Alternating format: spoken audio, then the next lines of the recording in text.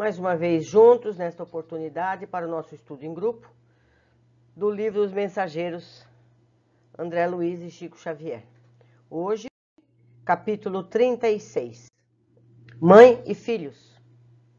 No comentário evangélico, eu recolhi observações interessantes, tal como no caso de Ismália, quando lhe ouvimos a sublime melodia. A interpretação de Fábio estava cheia de maravilhas espirituais que transcendiam a capacidade receptiva de Dona Isabel. A viúva de Isidoro parecia deter tão somente uma parte. Desse modo, as crianças recebiam a lição de acordo com as possibilidades mediúnicas da palavra materna, enquanto que nós outros se propiciava os ensinamentos como maravilhoso conteúdo de beleza. E eu ainda esclareço, as crianças não devem ter captado tudo que a mãe foi capaz de transmitir, porque as crianças têm uma capacidade intelectual ainda menor, pela própria idade inferior. Sempre solícito, o instrutor esclareceu: não se admirem do fenômeno, cada qual receberá a luz espiritual conforme a própria capacidade. Há muitos companheiros nossos aqui reunidos que registram o comentário de Fábio com mais dificuldade que as próprias crianças. Experimentam ainda grandes limitações.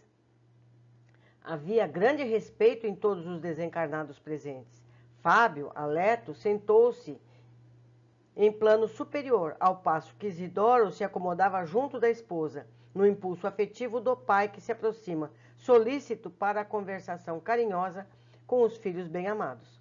Nesse instante, a pequenina Marieta, que parecia haver atingido os 7 anos, aproveitando o momento da palavra livre, perguntou à mãezinha em tom comovedor: mamãe, se Jesus é tão bom, por que estamos comendo só uma vez por dia aqui em casa? Na casa de Dona Fausta, eles fazem 2 refeições, almoçam e jantam. Nelly me contou que no tempo de papai também fazíamos assim. Mas agora, por que será? A viúva esboçou um sorriso algo triste e falou: ora, Marieta, você vive muito impressionada com essa questão. Não devemos, filhinha, subordinar todos os pensamentos às necessidades do estômago. Há quanto tempo estamos tomando nossas refeições diárias e gozando boa saúde? Quanto benefício estaremos colhendo com essa frugalidade de alimentação? Joaninha interveio acrescentando: mamãe tem toda a razão. Tenho visto muita gente adoecer por abuso da mesa. Além disso, acentuou Dona Isabel e confortada, vocês devem estar certos de que Jesus abençoa o pão e a água de todas as criaturas que sabem agradecer as dádivas divinas. É verdade que Isidoro partiu antes de nós, mas nunca nos faltou o necessário. Temos nossa casinha, nossa união espiritual, nossos bons amigos.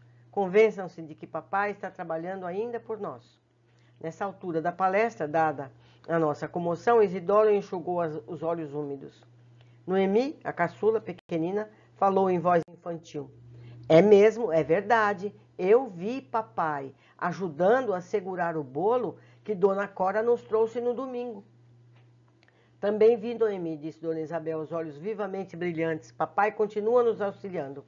E voltando-se para todos, acentuou: quando sabemos amar e esperar, meus filhos, não nos separamos dos entes queridos que morrem para a vida física. Tenhamos certeza da proteção de Jesus. Marieta, parecendo agora absolutamente tranquila, assentiu. Quando a senhora fala, mamãe, eu sinto que tudo é verdade. Como Jesus é bom. E se nós não tivéssemos a senhora?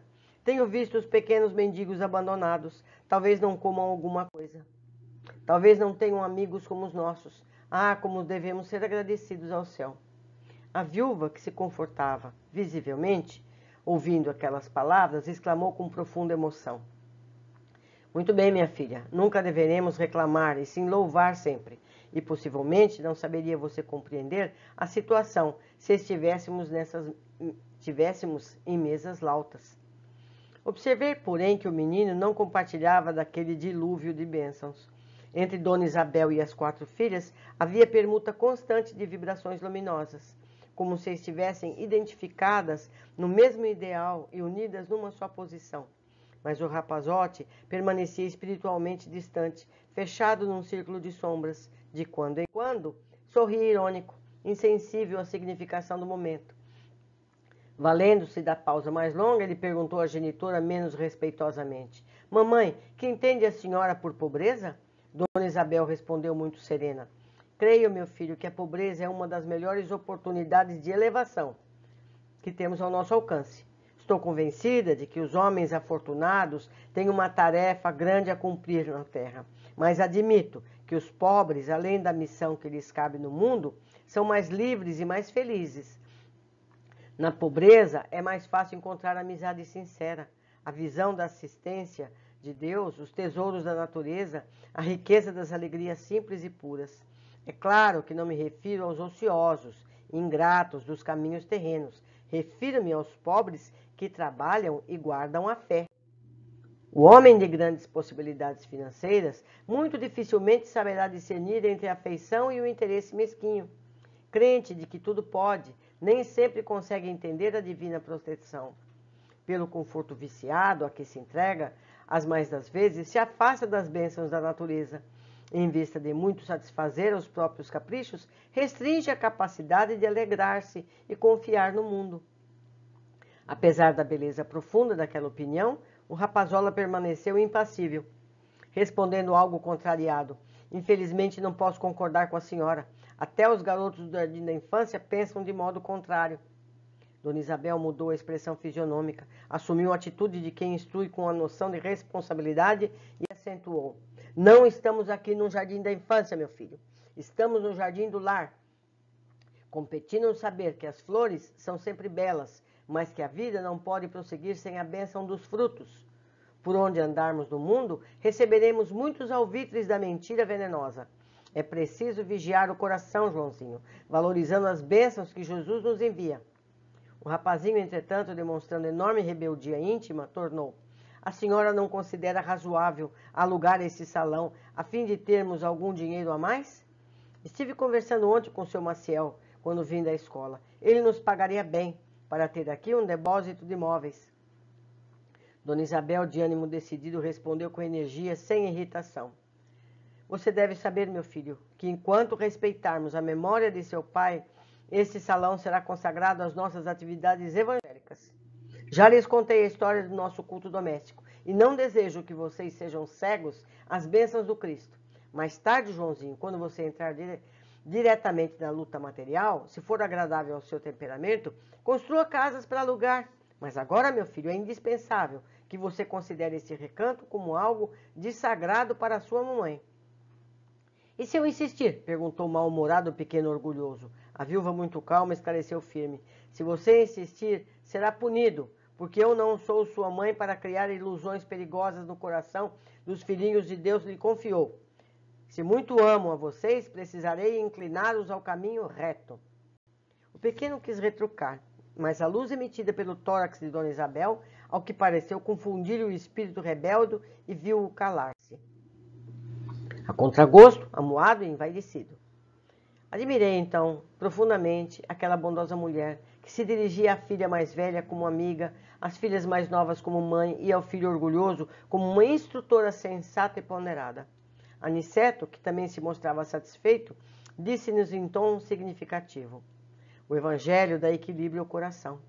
A pequena Nelly, amedrontada, pediu humilde: Mamãe, não deixe o Joãozinho alugar a sala. A viúva sorriu, acariciou o rostinho da filha e asseverou: Joãozinho não fará isso, saberá compreender a mamãe. Não falemos mais nesse assunto, Nelly. E fixando o relógio, dirigiu-se à primogênita: Joaninha, minha filha, ore agradecendo em nosso nome. Nosso horário está findo. A jovem, com expressão nobre e carinhosa, agradeceu ao Senhor, tocando-nos os corações. Não é fácil não. A gente, que é pai, mãe, precisa estar sempre atento às orientações, aos exemplos que nós damos aos filhos, para não nos arrependermos amanhã do resultado. Vamos ver o que nós podemos observar. André compara o teor da elevada explanação de Fábio à simplicidade das palavras de Isabel. Não podemos ir além do que sabemos, por isso nos é recomendado: amai-vos e instruí-vos, pois só poderemos expressar melhor as ideias que recebemos do alto se tivermos conteúdos pessoais em nível semelhante. Por isso que a lição do espírita é essa. A gente tem que nos amar, todos nós, espíritas ou não espíritas, e buscar o conhecimento. Porque a espiritualidade não tem como nos passar conteúdos se a gente não tiver condições de aprender esse conteúdo. Então, vamos estudar mais. Interessante a narrativa da menina que viu o pai desencarnado junto à vizinha, que foi inspirada a trazer o bolo para a família. Quantas vezes recebemos bênçãos pelas mãos de outras pessoas que, na verdade, foram instrumentos para essa ajuda? E nós, por nosso lado, devemos estar atentos a essas inspirações para ajudar ao próximo. Somos as mãos capazes de materializar a ajuda, seja material, espiritual ou moral, que venha do alto. Então, quando aparece uma pessoa nos pedindo uma orientação espiritual, um conselho, a gente deve estar pronto e preparado para isso. A gente deve pedir inspiração ao alto para dar esse conselho. E quantas vezes nós não estamos em casa tendo alguma qualidade alimentar e a gente não lembra de alguém que não tem aquilo?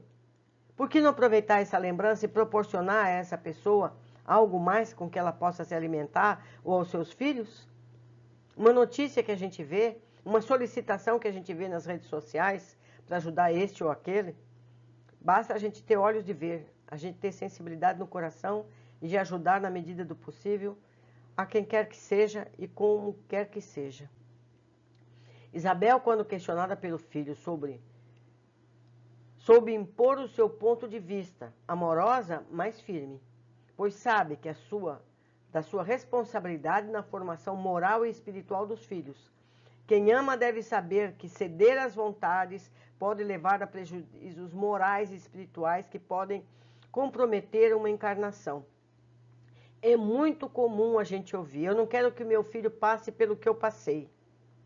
Então, o seu filho não vai ser como você. Você tem que fazer com que o seu filho seja ainda melhor que você. Então, você tem que burilar. Nós temos que dar ferramentas de desenvolvimento moral e espiritual para os nossos filhos, na medida de nossas competências. E buscar termos sempre mais competências, pensando sempre nas consequências do que nós damos aos filhos. Não estou dizendo que por causa disso a gente vai fazer nossos filhos terem uma refeição por dia. Não se trata disso. Mas quando ele quer um calçado da marca tal, famosa, tentar mostrar que a marca tal, famosa, não é a necessária.